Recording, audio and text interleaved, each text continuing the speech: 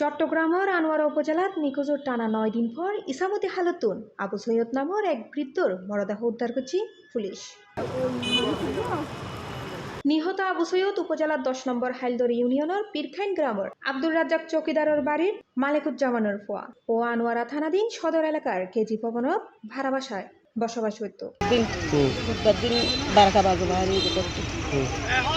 মানে আপনার কি একটা স্বামীর লাশ ওনার কি আপনি কোনো মাথার সমস্যা ডিসেম্বরের ১৭ তারিখ বুধবার ফজর আনুমানিক ৬টার মিকে উপজেলা খাদ্য গুদামের পাশে ইসামতি হালত ও লাশ বাস্তু দেখে স্থানীয় বাসিন্দা মিলু আক্তার। খবর ছড়াই ফেললে উৎসুক জনতা ঘটনাস্থলত ভিড় জমায়। পরে বিষয়গান পুলিশ ও ফায়ার সার্ভিসরে জানানো হলে আনোয়ারা থানা পুলিশ ঘটনাস্থলত পৌঁছি মরদেহ উদ্ধার করে। যত জায়গা আছে অল মানে গ্রামগঞ্জ যতগুলো জায়গা আছে সবগুলো জায়গাতে আমরা গেছি।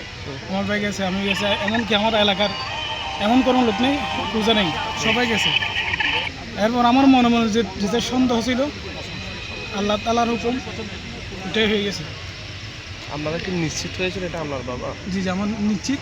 পা দেখলে বুঝতেছি, আমি মাথা দেখলেও বুঝতেছি, ফিট দেখলেও বুঝতেছি। আমি আমার বাবা সবগুলো আমার বাবার সেম। আমি দাড়িও আমার বাবার যেরকম আমি আমার ওরকম। ফাটা ছিল একদম সেম। লাশ উদ্ধারের খবর পাই ঘটনাস্থল ছুড়িয়েই নিহতর স্বজনলে। পরে পরিবারের সদস্য হলে লাশ আবু সৈয়দুর বলে শনাক্ত করে।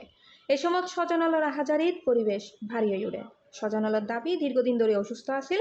গত কয়েক মাস আগে ব্রেন স্ট্রোক করে কিছুটা মানসিক ভারসাম্যহীনতায় ভুগত আছিল। মৃত্যুর সঠিক কারণ জানতে তদন্ত চলের বলে জানায় পুলিশ।